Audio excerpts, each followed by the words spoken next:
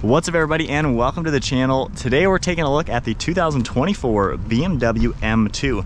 This one's finished in black sapphire metallic, the only option actually on this particular spec. MSRP is $64,800. So let's go ahead and pop the hood, see what is powering the M2. You can already tell what kind of transmission we have on this particular spec, which is great to see. So no hood latch since you just double tap that lever. Underneath the hood, the M2 gets the S58. This is a twin turbocharged inline 6-cylinder motor, 3 liters of displacement, 453 horsepower with 406 pound-feet of torque.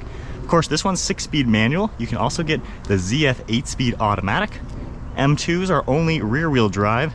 0 to 60 is about 3.9 seconds in the manual, closer to 3.5 with the automatic, and it'll top out around 177 miles per hour. Also runs on a 13.7 gallon fuel tank. Curb weight is 3,800 pounds, so she's a little bit of a heavy car, about the same weight as a base model M4. But with all that, you're still looking at gas mileage at 16 miles per gallon in the city, with 24 on the highway. Not that gas mileage is the craziest important thing on a sports car, but nonetheless, this is a pretty practical, fun to drive sports car. You can see the nice LED headlights with a blacked out housing. I like all the square shapes to the front. Not everybody is a big fan of the new M2. They think it's a little ugly. Personally, I think it looks really cool. Got massive vents on the side to allow cooling to the radiators. Parking sensors, you get your brake ducts, more radiators all throughout the lower grille. And then the kidney-shaped grille's right in the center with more black trim and your M2 badge. I love the BMW badge in the center with these cool contours. To me, it's a great looking car. I think it looks sporty, looks fun, and looks a little bit out there compared to the previous generation. You got some nice sharp lines on the hood that fade towards the windshield, and this particular car has a staggered set of wheels. We have 19s up front, 20s in back, finished in the solid gloss black color. I really love the contours to them. 6-piston brake calipers, ventilated and drilled front rotors, wrapped in the Michelin Sport 4S tires. Super sleek body lines throughout the side, very massive side skirt, and I really like how they've connected the front and rear fender. It gives it somewhat of a wide body. So personally, I love the design of this car. It's very chunky looking. It just looks really cool with great proportions. You got body color mirror caps, integrated turn signal, and the cool little winglet. All black trim. We got a sunroof up on top, small shark fin antenna, and then the side profile. You can tell it's a shorter, stubbier car. Just really cool. I love the proportions. Very similar, of course, with the RS3 just being a little stubby with wider fenders. In back, you got the really wide fenders as well. And then in back, you have the LED taillights. 3-dimensional, cool design. This part is a little big for my taste. Just kind of sticks back here. Got the quad exhaust, M2 badge, small spoiler, and your beamer badge right in the center. So to be honest, for me, I like this car a lot. I think it looks great. Going in the side, underneath the badge, we can lift this open, and then you have about 13 cubic feet of volume with the seats in the up position. Pretty good amount of space, lower load floor, cubbies on the left and right, and then you can pull these handles and unlock those seats and then just manually push them back.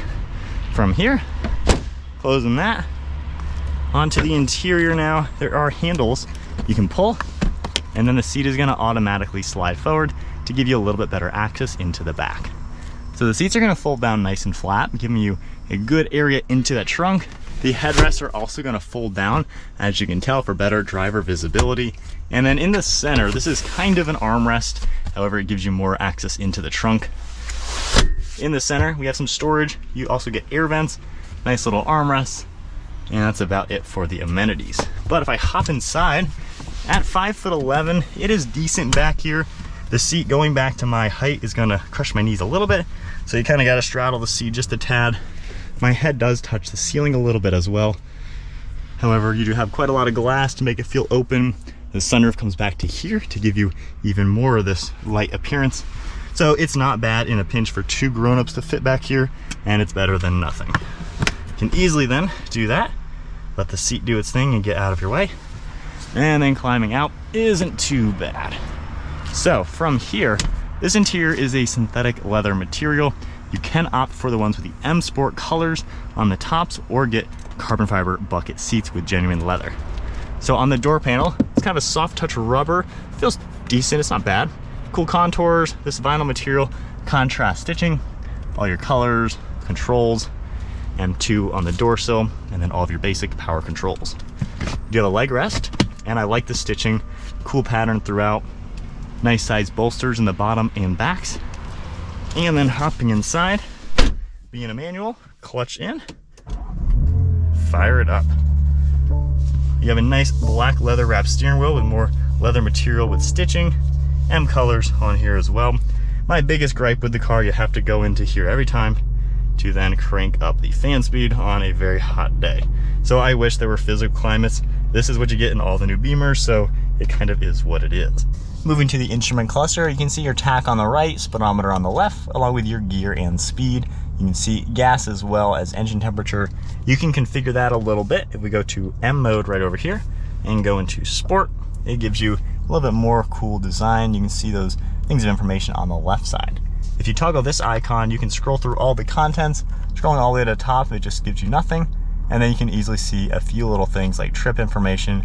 You can even have a map, setup screen, of course, with all the drive modes and where they stand, and then all sorts of different vitals within the car with your sport displays. So I like the gauge cluster. It's configurable enough, nothing more, nothing less. Kind of everything you're gonna wanna see in this cool screen. And then these M1 and M2 icons are configurable drive modes that you can easily toggle to get to where you need to go. So if we even scroll down to your contents here, tapping that, instantly go into everything Sport Plus. We have controls on the left for your cruise control, some Bluetooth and audio, stalk on the right for windshield wipers, and then turn signal on the left. You can cycle through this BC icon and a few things will pop up. Headlights on the left, your air vent, the massive curved display, and then this just has the piano black and silver trim, carbon fibers available, as well as an aluminum plastic. So if we hit the home icon, this is again your typical BMW screen. I do like all these big tiles. They're easy to scroll through, easy to see, and on several of them you can just easily tap them and get into more information. So I like that overall design. Of course, full screen navigation, all your icons on the left and right side will pop up as well. And then for climate, of course, just have to do that.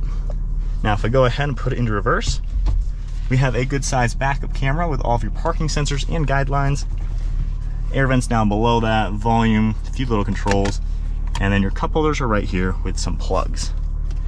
On the shifter, nice leather design with some shift boot and your M Sport colors.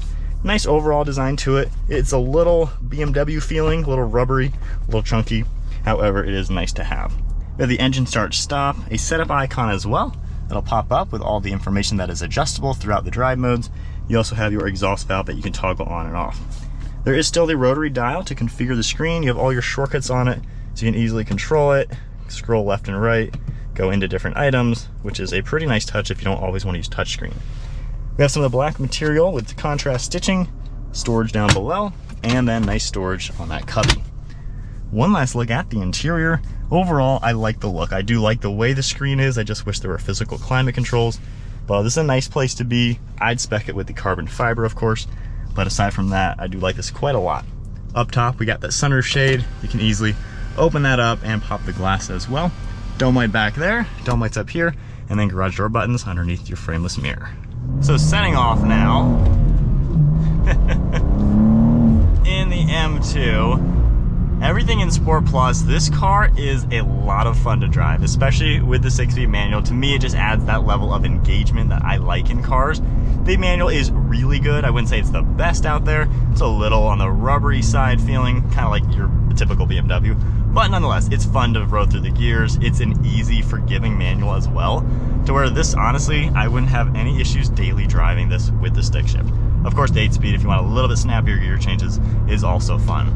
So if I tone it back down, everything efficient, instantly the car settles down. The suspension, super soft. The steering is just very relaxed as well. It's quiet in here, really good visibility all around. Nothing crazy looking over your left shoulder. Same with your right, especially with the headrest down, that really helps out. But this is a nice, normal to drive BMW, honestly. It's a great place to be. The seats are really comfortable, especially with all of the adjustments you can get to them. So really nothing bad about just normal driving. You also have good armrests to where you can just kind of lounge out, relax, and enjoy driving this M2. Now with that said, I love one press of a button, everything is in Sport Plus. Now in this drive mode, the car doesn't get too backbraking. I know some people always ask that with any M Sport car or any true M car. I don't find this backbraking. Now that we're in everything Sport Plus, the steering's definitely heavier. Still got the rev matching to make the manual honestly very easy. And then hitting some of these construction zone bumps, You can tell the car is stiffer, but it's perfectly fine. So it's a very useful car, very well-rounded. There are some good sounds to it. You can tell some of them are kind of fake speaker sounds, but nonetheless, you know, this car starts to have some excitement once you pop it into the correct drive mode. The brakes are also really good working when you just tap them slightly. And we'll wait for the slow truck to get out of the way and then have some fun on the turns. But your overall normal driving dynamics are what you would expect. Using the interior is pretty good. Again, I really wish I didn't always have to tap that to go to my fan speed.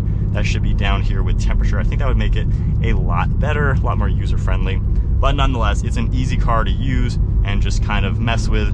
I really like how big all these are, to where you don't have to really look at them much when you are driving. So it's a cool touch for sure. Great looking dashboard with everything at that same angle. You can see everything moving. And then as we start to get on the fun roads, this car as a sports car comes alive. While it does weigh about as much as the BMW M4, which kind of weird that they place these cars almost at the exact same level, just different price point, this car certainly comes alive. So in second gear, there's a little lag, but once you hit 4,000, I mean, this engine just starts pulling. And even for the weight, it's a lot heavier than the old one. It takes turns. It is so planted and so stable. The steering is incredibly direct. I mean, you literally pilot this car. Everything you do in this drive mode now, the car is going to give you the feedback and do what you want. It is fun to go through the gears too. I just like the performance aspect in the feedback. It feels like a car you're able to control. It's not really doing things for you.